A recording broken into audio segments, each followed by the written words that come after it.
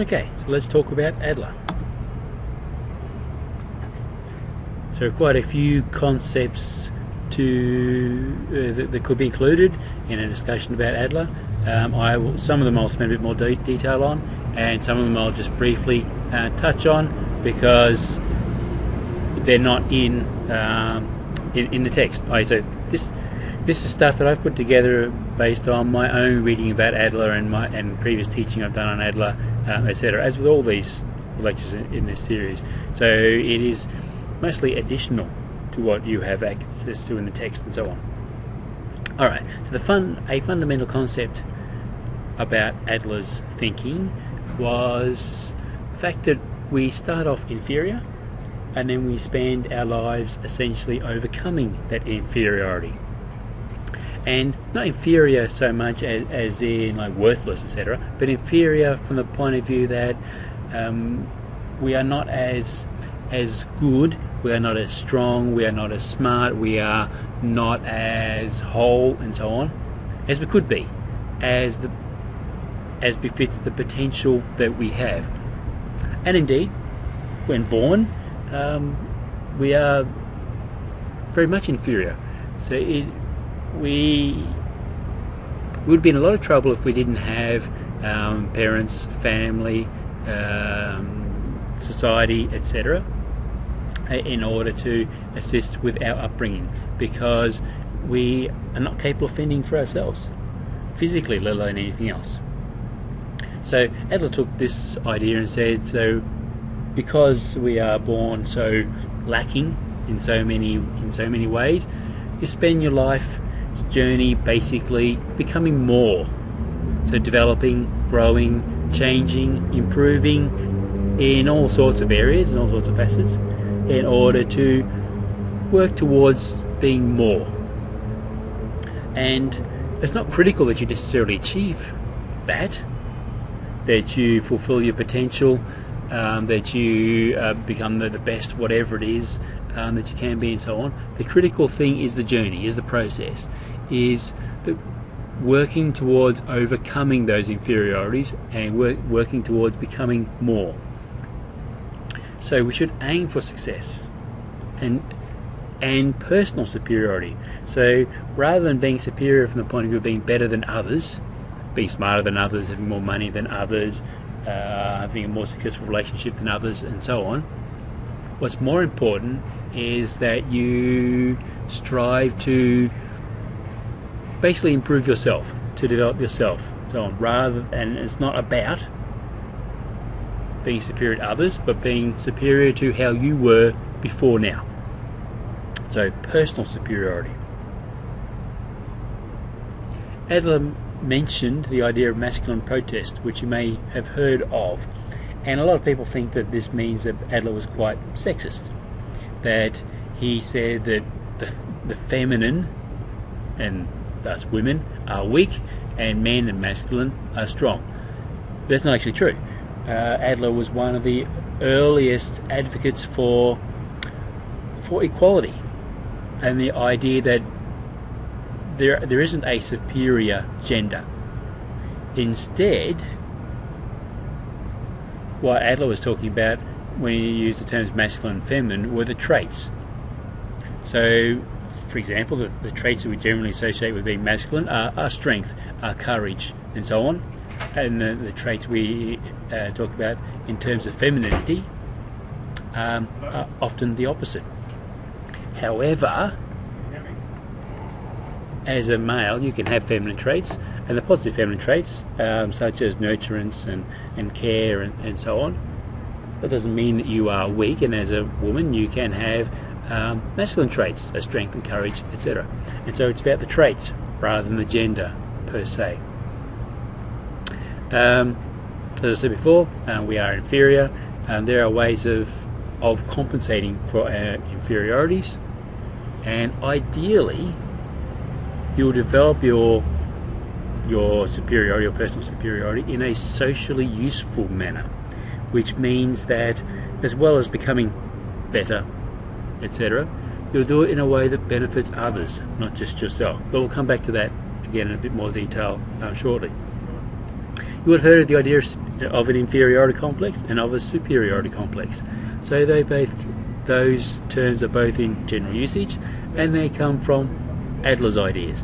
As I mentioned in the Jung topic and in the Freudian topic and so on, a lot of terms that they use for specific purposes become more common in their usage. So the inferiority complex is when you believe that you are very inferior, and to such an extent that it demotivates you to do something about it. And so instead of working towards becoming more, becoming better, overcoming your problems, etc., instead you wallow in self-pity and so on. And indeed, some people are born more inferior, using that term in inverted commas rather than as a value-laden term. For example, they might be disabled in some way, they might have physical deformity, they might have mental difficulty, etc. And so they start further back in inverted commas, or lower down in inverted commas, to the average, to most people. Now, Adler would say, I mean, that's not necessarily a problem per se, but it gives you sort of more things to overcome in order to fulfill your potential, etc. Superiority complex is when, you may have heard the term or used the term yourself, he's just got a superiority complex. So these are people who are also inferior, but they cover it up, and so they have false feelings of power and security, etc. And the covering up is not just in the face of others, but also so you don't have to think about your inferiorities yourself. So that's the stereotypical bully, for example, who uses strength and in their position and etc. to bully others, but stand up to them and expose their weakness, and they back down very quickly. Of course, not all bullies are like that. Some bullies stand up to them and get the crap beaten out of you. But anyway, and so both inferiority complex and superiority complex are both for people who are inferior but don't have a journey in order to overcome their inferiorities. So it's all about growing, becoming whole, fulfilling potential, achieving your goals and so on. And this sort of stuff we'll talk about again when we talk about Maslow's stuff, the humanistic approach. It's not possible to completely fulfill your potential. So it's like a destination. What's more important is the journey. And because it's not possible, Adler called it a fiction. So fiction as in something that's not true, something that's made up. And so whatever you think your potential is, whatever you think that you might achieve and so on, when you are thinking about it in the future and so on, it's a fiction. So it's something you tell yourself that's not true. And I don't mean not true as in you can never achieve it, but not true as in so it's not something you have currently achieved. So you are not yet an international a psychologist on the international speaking circuit, for example, even though it might be something that you want to achieve one day. You don't have your own syndicated psychoanalysis TV program or whatever. So until you do achieve it, it's a fiction. So the important thing is to work towards it. So to have your goals, short term, medium term and longer term, so life kind of goals, and be working towards them.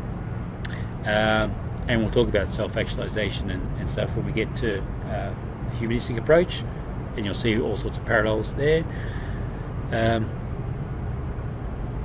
so you're working to a goal of completeness when you are full, whole, reach your potential and so on, but even though you'll never get there because there's always more improvement you can make.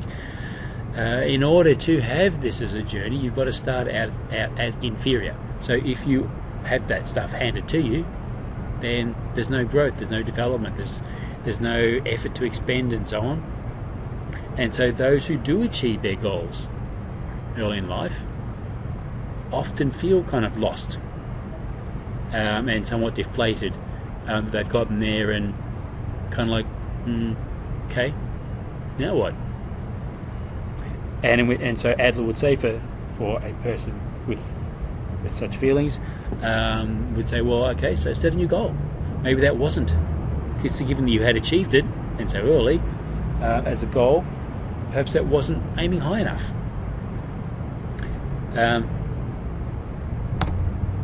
Subjective perceptions. Okay, so what's another element that's important about Adler's stuff is it's all about the individual. And so what's important is your perception of the world around you. What's important is your perception of your inferiorities, your perception of what your goals should be, and the potential that you want to live up to, etc. Rather than, and likewise, your perceptions of in what ways you are inferior, rather than what other people think are your shortcomings and what other people think should be your goals, etc. And we'll come back to that briefly when we talk about the therapeutic side. I mentioned fictions before. Fictions are the things we tell ourselves that aren't really true, even though we may often act as though they are true. So, for example, and it might be something that may be untrue in that it can't be proven. Fictional finalism. So it's about, again, the fiction thing I talked about before, and like the end goal, etc. So, if life is about working towards a set of goals and so on, then you can understand the individual. So if you can get a sense of what their goals are, about their developmental trajectory and so on, you can get a better sense of the individual, where they've been, where they're going, and how you can help them along the journey to getting there. And ideally, as an individual, that person would be focused on their goal. So everything they do, so the course that you are currently doing, the jobs that you have had, the volunteering that you would do, the relationships that you would have, and so on, or ideally, all of that sort of stuff would be consistent with your goals. Not from the point of view of manipulation, for example, so you only have friends that will help you achieve your goals, but ideally you won't have friends, you won't get involved in relationships and so on that will work against your goals. And for plenty of people, they're not really cognizant of what their goals are, so it's kind of not unconscious so much, but it may not have been thought about to any real extent, and so it may be sort of working under the surface. And for that reason, you may find yourself involved in relationships that you think, we wake up one day and you think, well, it's kind of a dead end, it's not really going anywhere, it's 10 years later and I'm no closer to my goals, etc., no closer to achieving what I wanted to achieve in life, etc. And the people around me, or my significant other, or my family, or whatever, the relationships that I have, the roles that I'm currently involved in, the job that I have and so on, whatever it is not really taking me anywhere. It's not really consistent with what I want to do with my life, where I want to go and so on, and that can serve to help you reevaluate. Personality has conscious and unconscious components, so like I said before, you may not be aware of your goals and the purpose that specific things in life, job, roles, people and so on, may play towards those ends or may work against those ends. I'm not going to talk about the organ dialect, but you can read about it if you are interested. It's basically how your body, it's not just psychological, but the way your body behaves, or the way your body acts, the way your ideally will be consistent as well. Creative power. So when you were born with a certain genetic heritage, and plenty of things have, in fact there are very few things that don't have a genetic element to it. in combination with upbringing that determines who you are later in the end. So between genetics and upbringing, i.e. hereditary environment, that essentially gives you a set of circumstances, provides you with the clay that you can mould, the bricks, and building materials and so on.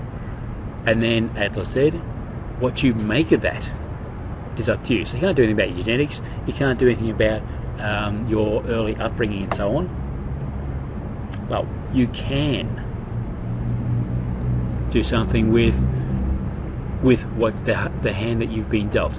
And if you had a bad upbringing, so brought up in an abusive household, for example, or early grief, or some other trauma and so on, Adler would say, okay, well that's rough and all, but it's up to you to make use of the hand that you've dealt, to make the best use of the hand you dealt that you can, and achieve as much as you can, develop as much as you can, etc.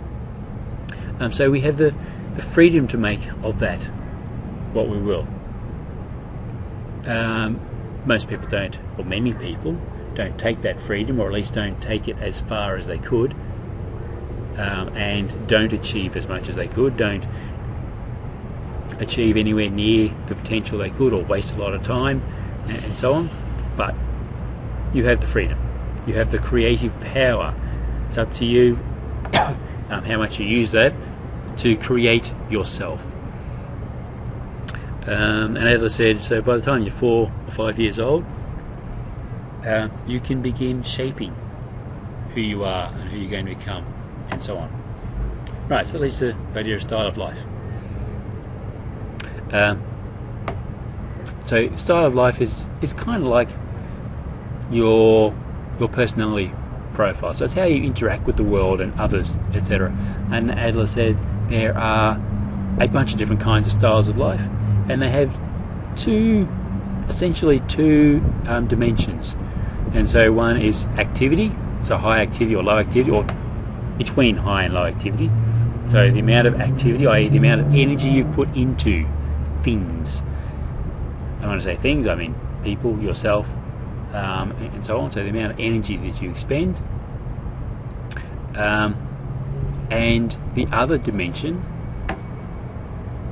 so you kind of think about it, it's like a graph. And so this axis is activity, so this is high activity and low activity, and this axis is social interest. So social interest is about your engagement with society, with people, with others, with family, and so on. So your engagement with others.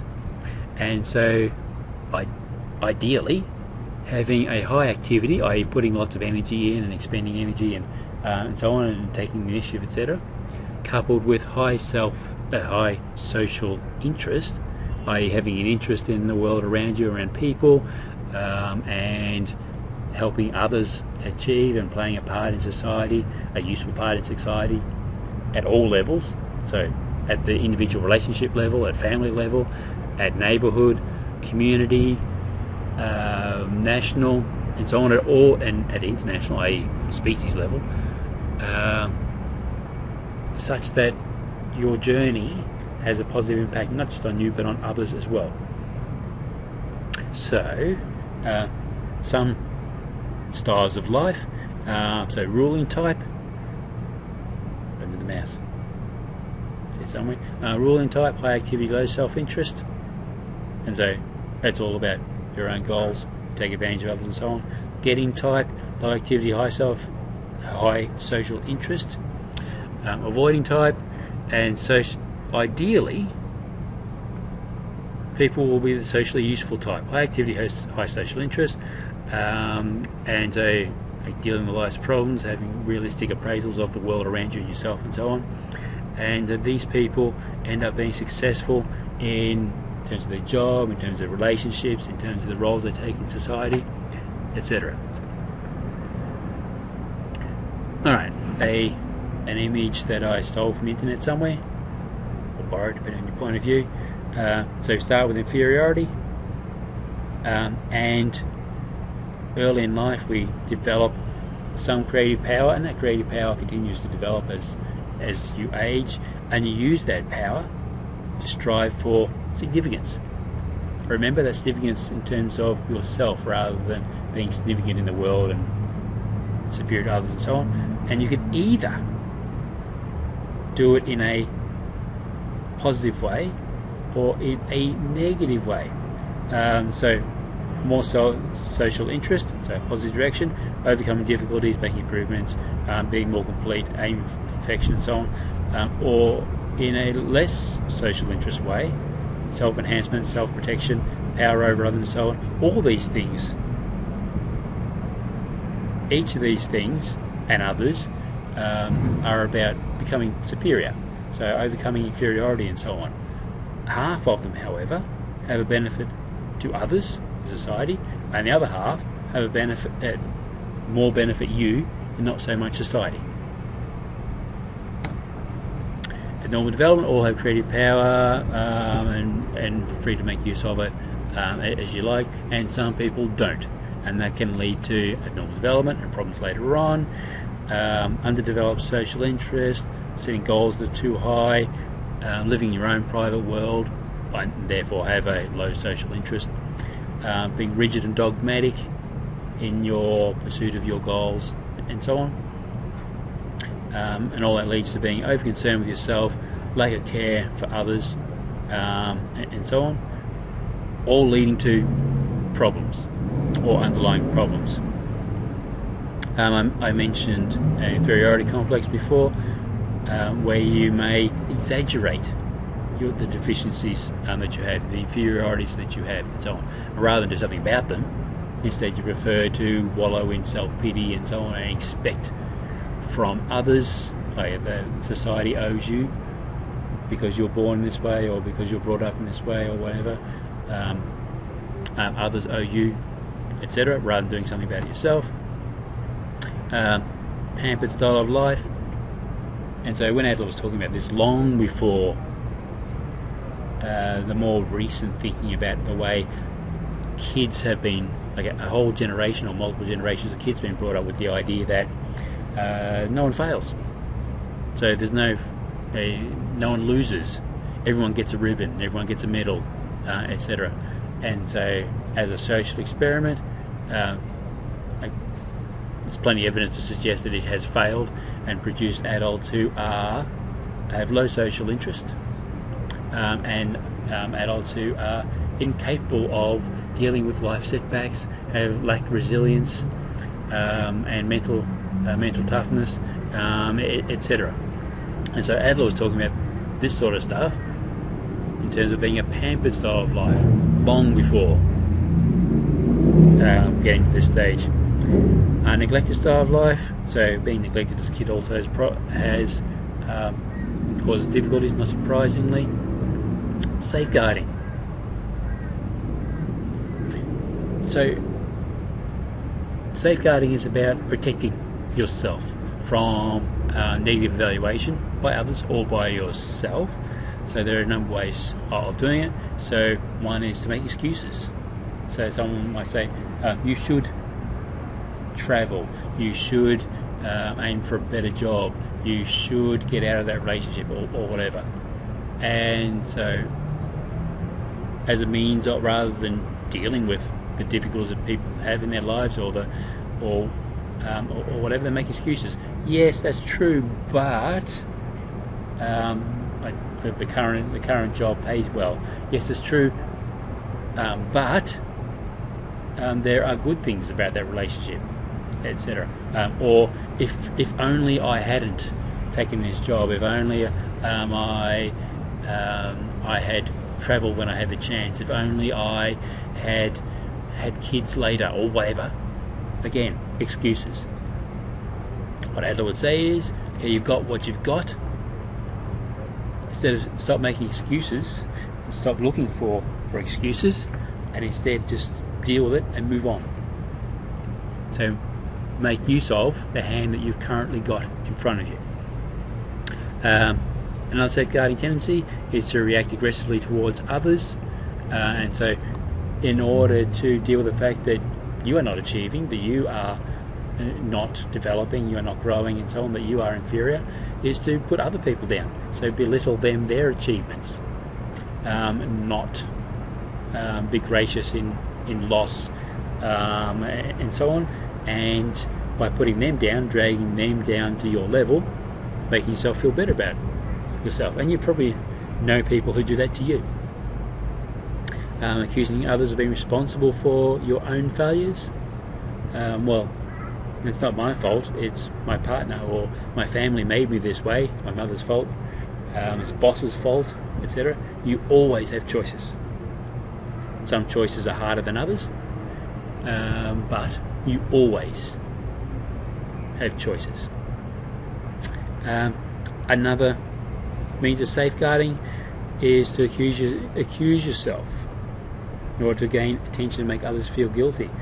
Say for example, something goes wrong, say, I never get it right, I always fail, I can never make things work properly.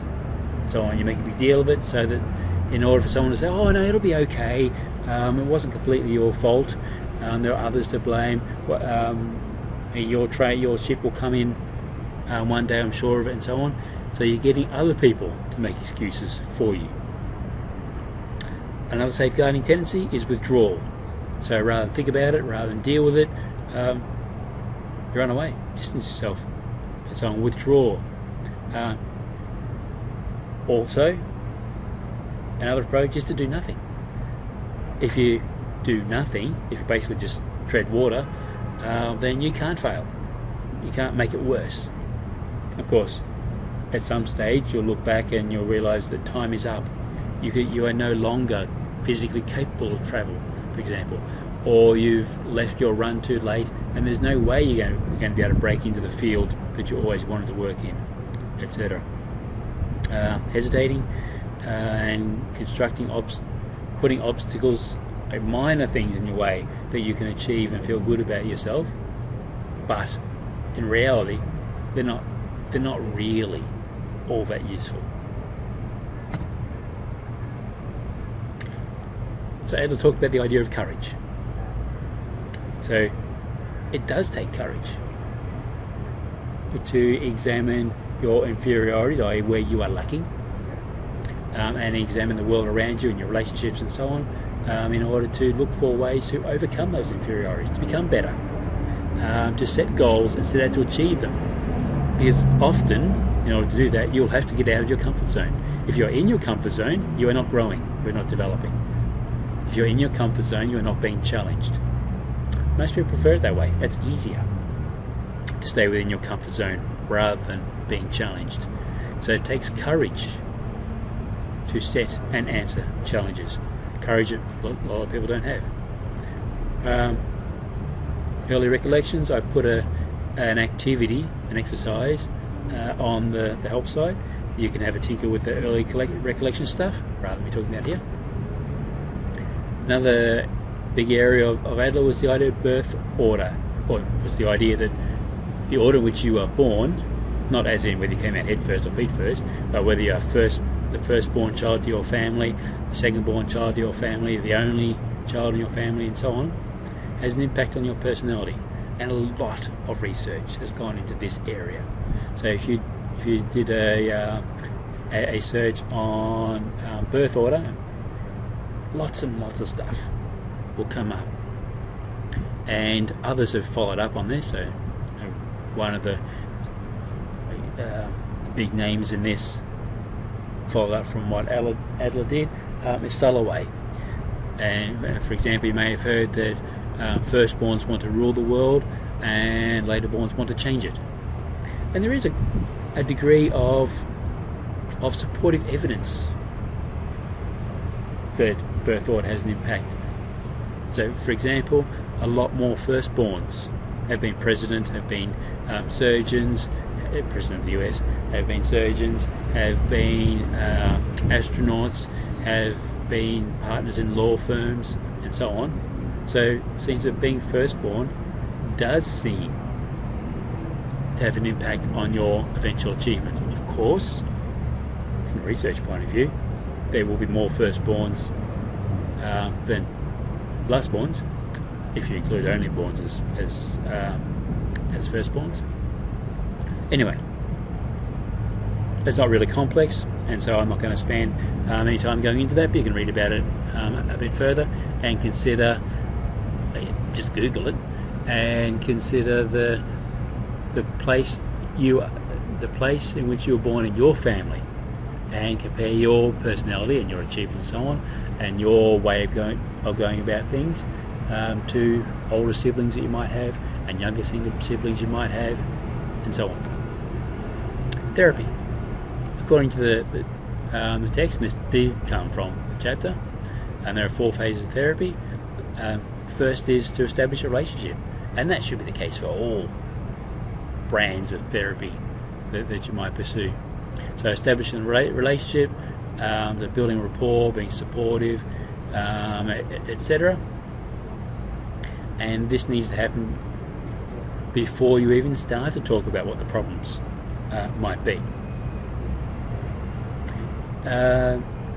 Another element to an Adlerian approach to therapy, because it's all about overcoming inferiorities, weaknesses and so on, you need to explore not only what the client's weaknesses are, but before you get to that, we explore what their strengths are. So you talk to them, for example, about, so what are some other times in life before now where you've faced a challenge and you've overcome it, or you faced a difficulty and you've dealt with it, and so on, and look for, or help the client look for, instances where they have demonstrated like creative power, and they have demonstrated like overcoming inferiority and so on, and then you can use those as examples later when you look at the client's inferiorities and why they're currently seeking therapy. You can use those as an example to essentially say, well, you're able to overcome set challenges and overcome difficulties before. Remember, you talked about that time that you whatever, so you should be able to do so again. So let's explore how you might do that, how that might work, etc. So that's stage 1, before you've looked at the problems and so on. Stage 2, or phase 2, explore the individual's psychological dynamics. So collect information, get an understanding of their lifestyle or their style of life. We talked about stuff before. Interviews, both subjective and objective. So anything that's subjective is about like opinion. Anything that's objective has evidence. So, for example, objective elements might be about the job that you have, how long you've been in it for, the number of times you've had difficulties, and so on. And a subjective element, and how many times you've been promoted, how many times you've got paid raises and all that sort of stuff. So that would be the objective element, things you can actually measure. And the subjective element about that would be, so why do you think you have been passed over for promotion? Or why do you think you did get a pay raise last time? Etc. Family constellation, so that's the birth order stuff. Early recollections, so going back to what is the first thing you remember about from your life, and so on. And mistakes you may have made previously in dealing with challenges, for example, dealing with people, etc. Phase 3, encouraging self-understanding and insight. So interpreting what you've with the client, what you've discovered, what you found out about them, etc. Look for goals they may not be aware of, and bring them into focus, bring them into the light, so the client can look at them. For example, you can offer interpretations. So, as a therapist, your views on what the client says, and so on. And then phase 4, reorientation, re-education. So it's about action. So it's about looking for, okay, so we understand, we can see why things are how they are, but what can we do about it? So we've looked at the hand that you've got? How could you best play that hand going forward, etc. The Adlerian approach is very strong on encouragement of the client, because it's the client who's got to take the action in the end. It's the client who's got to set the goals. It's the client who's got to work towards achieving those goals, etc. Rather than the practitioner. This approach is very grounded in the client's cultural and worldview. So it's all about the client.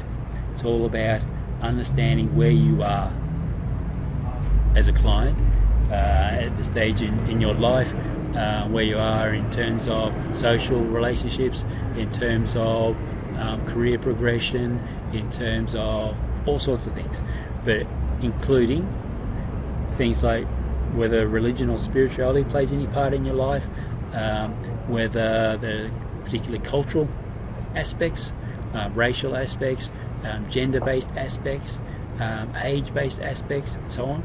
And so it's all got to be sort of tuned around the client, grounded in the client's world, and it's highly collaborative, i.e. So it's not directive like Freud stuff would be, where basically the therapist gives the client advice and says, do this, try this, and so on. And it's not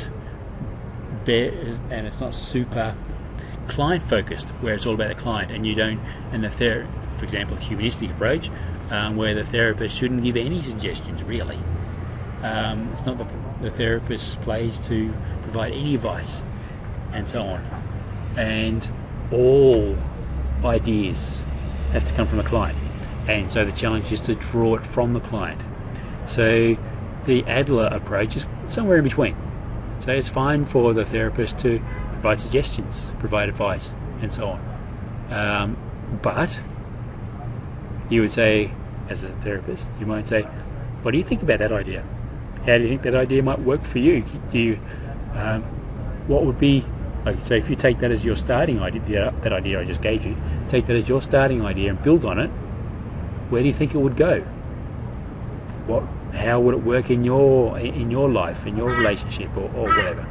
So the client and the therapist very much work together in a collaborative relationship.